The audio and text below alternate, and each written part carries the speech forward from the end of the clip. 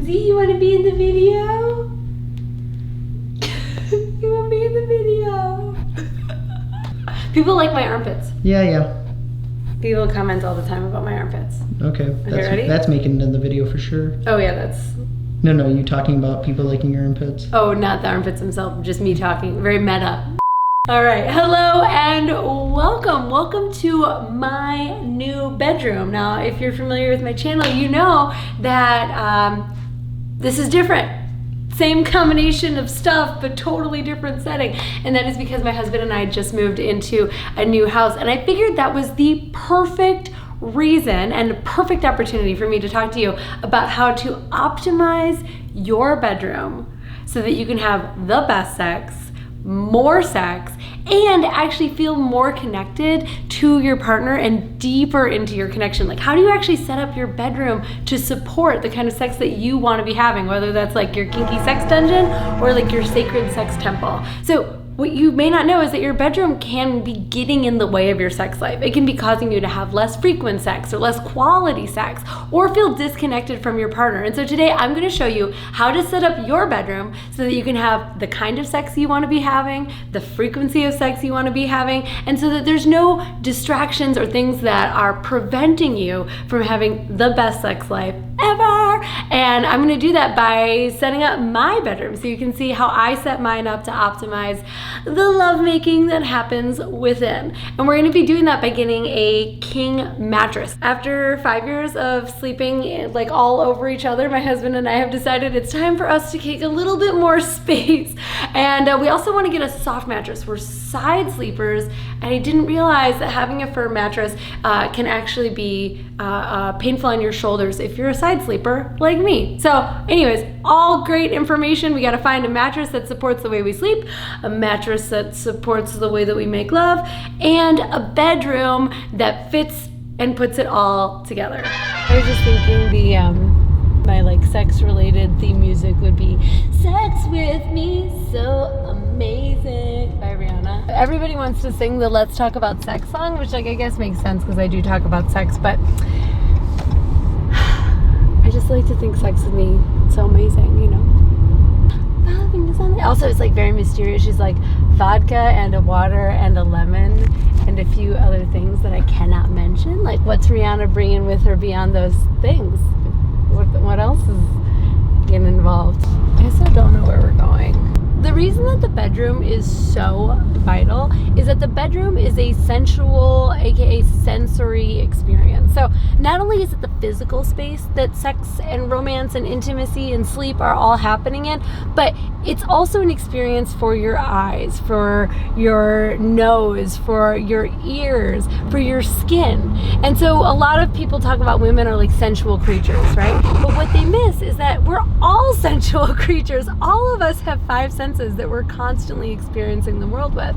Some of us are more sensitive to those senses than others, and the bedroom is like the perfect place to set the sensory scene. So what are you smelling? You know, are you smelling clean sheets or dirty laundry? What does it look like? Is it very feminine and like pinkish colors and flowers? Is it very masculine and like hard lines, dark colors? The bedroom is the opportunity to create the environment that supports not just sexuality, but sensuality as well. The other thing that is ultra important about the bedroom is that it is the one space that the couple has that is special to them.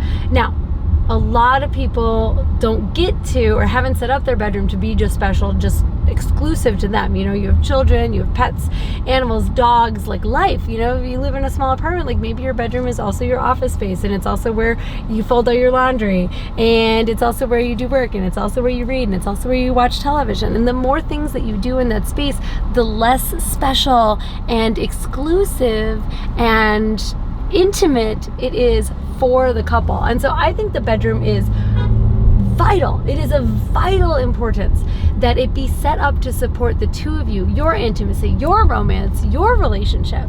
And that may take a little bit of work. You might be listening to this and going like, oh crap, like we got the dogs in bed, we got the baby over there, we got the kids come in at all hours of the night. Listen, if you really care about and you really want to set up your sex life for success, it's gonna have to take a little bit of protecting and guarding the sacredness of that space just for the two of you and for your intimate and romantic life. We just had the best lunch next to this couple that's been married for 25 years. And they said that their secret to a hot and steamy sex life after 25 years is a luchador mask.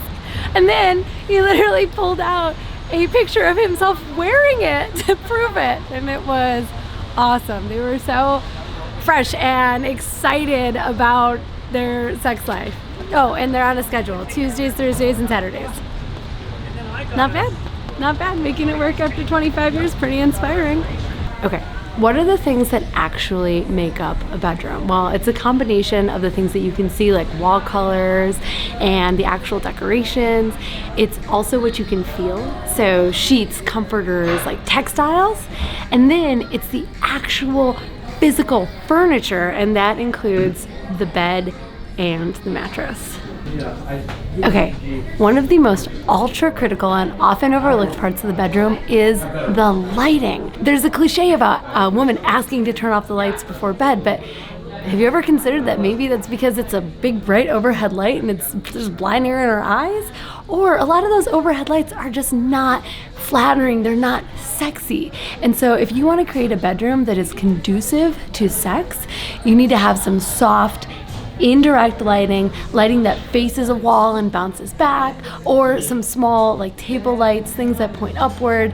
Not the standard, like if you can see the bulb or if it's directly overhead, nix it and invest in even some nice, cheap, inexpensive alternative lighting options. If you can't invest in some lighting alternatives, consider throwing a sheet or turning the light in the other direction so that it creates a nice soft light by bouncing it off of something else. If you have white walls and you turn a light bulb towards that wall and then see the kind of like beautiful light that will shine back onto you after that. So it doesn't have to cost you a thing. Just consider a little bit about how things look. Or maybe you have lights on a dimmer switch. Can you dim things, put things in the way, block some of the lighting, and you know, if push comes to shove, candles are a perfect alternative. I could really get into this kind of bed. I mean, if you're into or want to experiment with getting tied up, there's nothing like a 4-poster bed. It's like they're already in place. Like all you need is the ropes. And this one has a chandelier.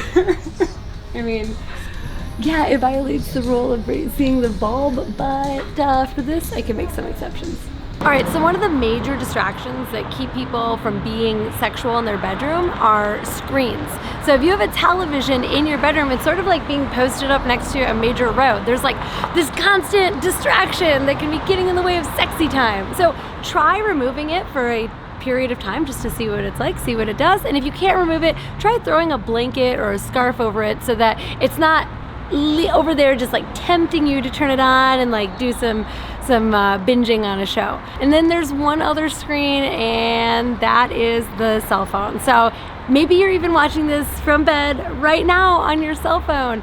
Think about what removing your cell phones, plugging them in the other room, or making a pact that at least 30 minutes before we go to bed, we're gonna put the cell phones away for the evening, and see if that doesn't help to make more connection and also more opportunities for sex. You know, these little things are really distracting, but you could be distracted with each other's bodies instead.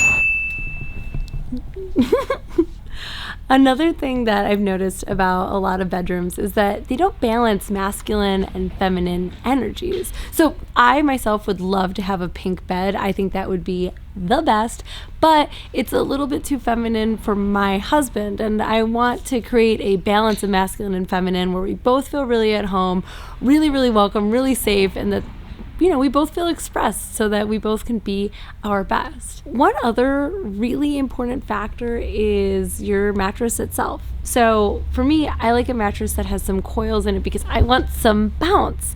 You're gonna have sex on this thing, right? It's not just for sleeping. And I've noticed a lot of memory foam mattresses, they just kind of sink. There's not that same amount of bounce. So when you pick out a mattress, like make sure that it's gonna, you know, function for everything that you're going to do on it. All right, so we just got to one of my favorite stores of all time, Home Depot, and we're gonna pick out paint chips for our accent wall in our bedroom. It's gonna give it a totally different look. It's gonna give us like this cool focal point, and hopefully it's gonna make it great to film in. So you'll be able to see and enjoy that as well. Have you ever noticed that the more crowded a space is, the harder it is to clear your mind and just relax or focus on the task at hand? Yeah, a clean and clutter-free room really lends itself to not just restful sleep, but to hot sex. The more clutter that you have, the more distraction that you're dealing with, the sort of messier that your mind can feel too. And for those people who are super sensually sensitive, clutter can be very distracting. So if you ever heard a woman say to you, I can't have sex with you until you put the laundry away, she's not just saying that to get you to put the laundry away. She really is distracted. Men see one thing, their brain and testosterone allows them to focus on a single thing. Women, we have what's known as diffuse attention. We see everything. We see the dirty socks in the corner as much as we see you. Moral of the story is clear out the clutter. It's so important. If you really want to have a great sex life, and if you just want to have a clean and clear mind when you wake up in the morning, getting rid of the clutter is key. All right. Thank you so much for coming along on my journey to Z. Thank you for coming along on my new bedroom journey. So just to recap, what are some of the things that we went over today? Well, we talked about having great lighting in your room that sets the mood. We talked about protecting that space so that it's just for you and your coupledom, and that it's not crowded with kids and dogs as much as you can prevent it. We also talked about getting rid of clutter and making sure that it's a nice clean space, and that if you need a little update to your space, you can just slap on a coat of paint. We also talked about the role of sensuality, so how things feel, and the importance of looks, sights, sounds, smells, and tastes. And that's about it. So with that information, please go out and optimize your bedroom, make it sex friendly, sex supportive, sex supporting, sex positive, and let me know in the comments what you did after this video or what other things you've done to make your perfect sex den.